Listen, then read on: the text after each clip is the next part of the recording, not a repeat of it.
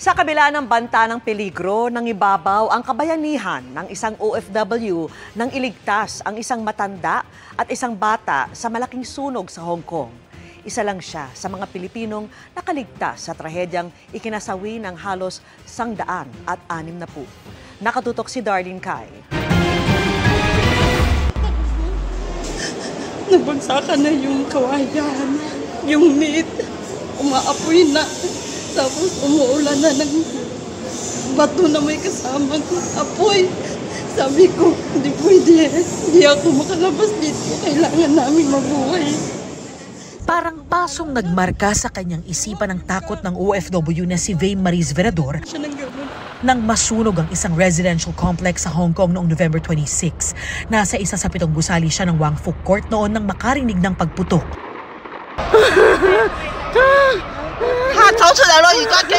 Mama!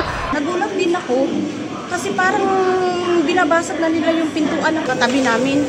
So nung pababa na kami, karga-karga ko yung bata. Sabi ko, bakit sa hagdanan kami bumaba?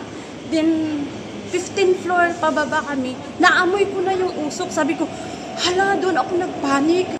Mula 17th floor, agad siyang bumaba sa hagdan bitbitang bata at akay ang matandang kasama nila sa tirahan. Sabi ko, hindi pwede dito ako mamatay. Tapos yung usok, yung amoy ng yung nasusunog.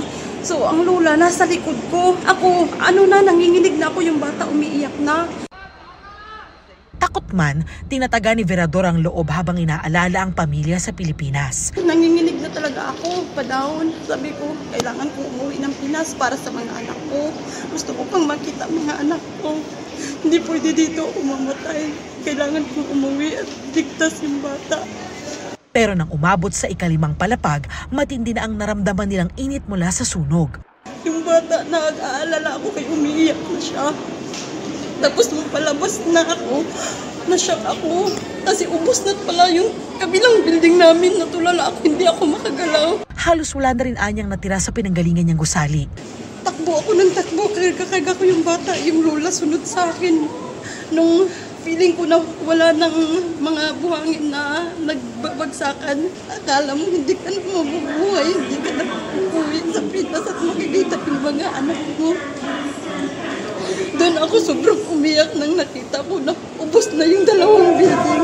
Kaya thankful ka na binuhay mo pa ako. Nasa parehong complex din ang Pilipinang si Rowena Paril na mula naman sa ika-9 na palapag ng isang gusali. Hindi ko na talaga yun makita yung daanan namin. Paglingon ko ng ganyan, grabe namumula na yung namumula na yung apoy. Tapos kung dito na naman ako dadaan, grabe yung nagsalpukan na din. Nakaligtas man sila ng kanyang amo, labis naman ang lungkot niya sa pagkasawi ng Pilipinang si Marian Esteban na lagi nilang kasama kapag nagbabantay sila ng mga alaga sa parke. Siguro kung hindi tumawag si Sir sa akin yan, patay talaga ako. Kasi may kapitbahay kaming namatay.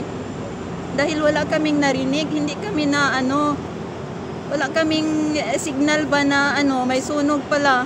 Para sa GMA Integrated News, Darlene Kai, nakatutok 24 oras.